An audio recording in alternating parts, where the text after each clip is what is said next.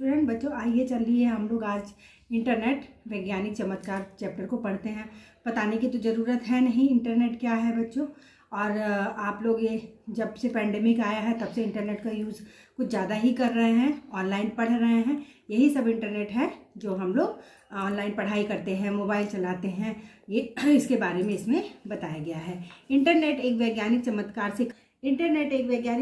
से कम नहीं है। बटन दबाते ही संसार भर में उपलब्ध जानकारी को पल भर में अब अपनी कंप्यूटर स्क्रीन पर प्राप्त करना संभव हो गया है। कम समय में अधिक जानकारी भेजने व प्राप्त करने का सफल माध्यम है इंटरनेट। स्वास्थ्य, शिक्षा, जागरूकता संबंधी अभियानों के प्रचार प्रसार में भी व्यापक और तौर पर इंटरनेट का प्रयोग किया जा रहा है। इस लेख में इंटरनेट के उपयोग के विषय में जानकारी दी गई है जो बहुत लाभकारी है। आज समस्त विश्व में तकनीकी क्षेत्र में अत्यंत प्रगति हुई है। उसी प्रगति का एक परिणाम है इंटरनेट, जिसने संचार के क्षेत्र में क्रांति ला दी है। आज इंटरनेट सबसे आधुनिक और प्रभावशाली संचार माध्यम है। इंटरनेट संसार के सभी कंप्यूटरों में उपलब्ध सामग्री को परस्पर जोड़ने का कार्य करता है। इसके सहारे मनुष्य विश्व नागरिक बन जाता है। आज बटन दबाते ही संपूर्ण जानकारी कंप्यूटर स्क्रीन पर प्राप्त करना संभव हो गया। जिस प्रकार से बच्चों आप लोगों को कभी कभी किसी क्वेश्चन का आंसर नहीं आता है तो आप लोग कहते हैं ना गूगल पे जाके, गूगल भी इंटरनेट से ही चलता है। व्हाट्सएप है, फेसबुक है, इंस्टाग्राम है, जितने भी हमारे डिवाइसेस हैं ये सब जो हैं वो ऐप हैं वो हमारा इंटरनेट से ही चलता है। इंटरनेट अंग्रेजी का शब्द है जिसका शब्द अर्थ है आंतरिक जाल। इंटरनेट का अर्थ होता है आंतरिक जाल। एक ऐसा जाल जिसमें टेलीफोन लाइनों, विभिन्न उपकरणों व संसार उपग्रहों के माध्यम से विश्व भर में कंप्यूटरों को जोड़ दिया गया है। ठीक उसी प्रकार जिस प्रकार मकड़ी के जाले के तंतु एक दूसरे से जुड़े होते हैं, इस प्रकार पूर्ण विश्व के कंप्यूटरों को जोड़ करके एक जाल सा बना दिया गया है। इंटरनेट के 3 प्रमुख कार्य हैं: विनिमय, अंतरण तथा प्रतिकृति। विनिमय का अर्थ था लेन देन, जो हम लोग नेट बैंकिंग जिसको बोलते हैं। इंटरनेट की सहायता विश्व के किसी भी कोने से विचार, ज्ञान तथा जानकारी का आदान प्रदान कर सकते हैं। जैसे मान लीजिए कि अभी हमको कुछ पूछना है, किसी विदेश में अपने बैठे किसी मित्र से हमको कोई भी बात मैसेज के जरिए बोल देना है तो हम उसको मैसेज करके उससे जानकारी प्राप्त कर सकते हैं। ज्ञान, गूगल से हम ज्ञान भी बहुत ज़्यादा प्राप्त कर सकते हैं। जो कुछ भी हमें जानकारी है उसको हम प्राप्त कर सकते हैं। अंतरण अर्थात कोई भी विवरण एक कंप्यूटर से दूसरे पर लिया जा सकता है। जिस तरह से हम आप लोगों को मैसेज करते हैं और आप लोग हमको मैसेज करते हैं कुछ भी पूछने के लिए, उसको अंतरण भी कहा जाता है। तीसरा मुख्य कार्य किसी भी प्रतिकृति के निर्माण का है। कोई भी चीज़ बनाना हो वो हम उसमें कर सकते हैं।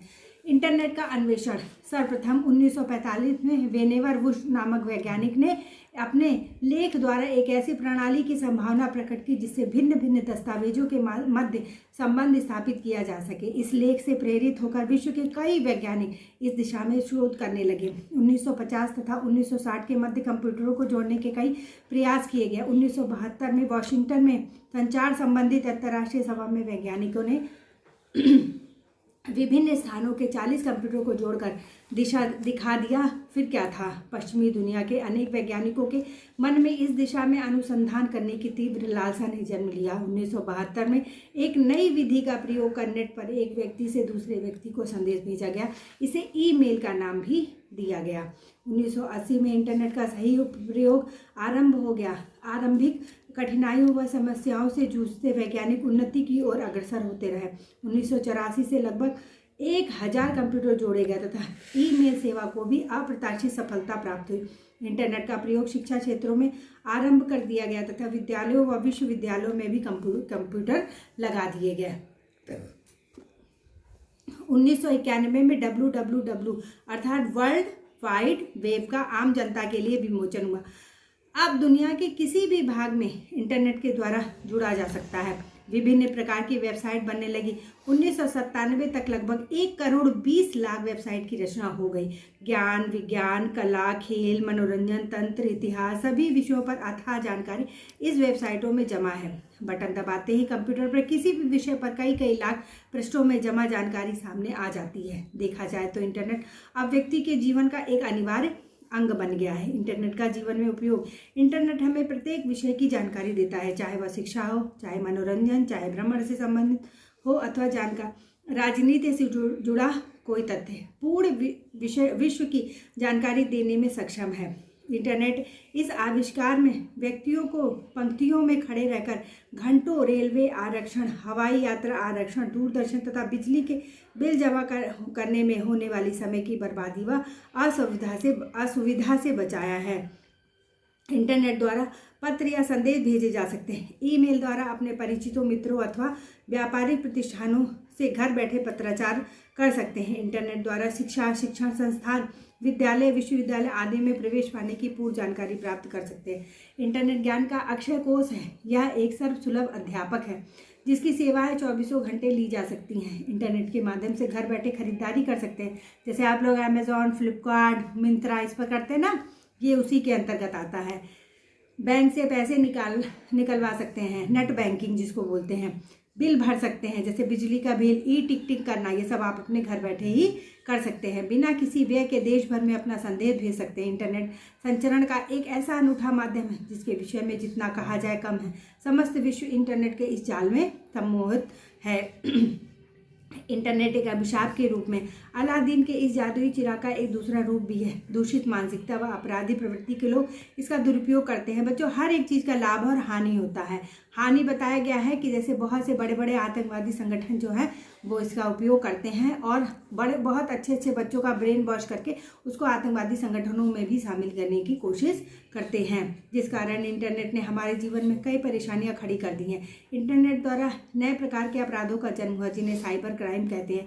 इंटरनेट के माध्यम से सूचना चुराने वालों को हैकर्स कहा जाता है। अनेक अपराधी इंटरनेट की सहायता से बड़ी कंपनियों के प्रोजेक्ट अथवा योजनाएं चोरी करके दूसरी कंपनियों को बेच देते हैं। इस प्रकार पहली कंपनी को करोड़ों की हानि होती है। कई अपराधियों ने ईमेल के द्वारा कई घरों में अनेक परेशानियां खड़ी कर दी हैं। कुछ लड़कियों व महिलाओं को मानसिक उत्पीड़न भी दिया गया है। ये अपराधी सरलता से पकड़े नहीं जाते। इस प्रकार के साइबर अपराधियों के लिए कड़े कानून बनने चाहिए तथा उन्हें कठोर सजा मिलनी चाहिए। बच्चों, ये बताने की तो आवश्यकता है नहीं कि इंटरनेट से हमें क्या क्या प्राप्त होता है। कहते हैं ना कि अगर कोई चीज़ हमको सुविधा दे रही है तो हमारे लिए असुविधा भी खड़ी कर सकती है, लेकिन क्यों ना हम उसको अच्छाई के लिए यूज़ करें, बुराई के लिए हम उसको कभी भी यूज़ ना करें। क्योंकि हर एक सिक्के के दो पहलू होते हैं, अच्छे भी होते हैं और बुरे भी होते हैं। इसलिए हम पढ़ाई के लिए, अपने जीवन बनाने के लिए, अपने लक्ष्य की प्राप्ति के लिए ही इंटरनेट का और मोबाइल का यूज़ करें, अन्यथा हमारा जीवन बर्बाद होने में टाइम नहीं लगेगा। ओके स्टूडेंट्स, हम लोगों ने अब हमारा ये कोर्स कंप्लीट हो गया लिटरेचर का। ये चैप्टर हमने एक्सप्लेन कर दिया है। अब आप लोग को इसका वर्ड मीनिंग लिखना है, लाइफ स्टोरी लेखक की लिखनी है और फिर आप लोगों को क्वेश्चन आंसर हम सेंड कर देंगे। ठीक है, चलिए। हाँ ओके, इसमें लेखक की जीवनी नहीं है तो उसको मत लिखिएगा, लेकिन नदी कामधेनु में लेखक की जीवनी है त्रिलोचन की, वो आप लोग कंप्लीट कर लीजिएगा। Okay students, thank you.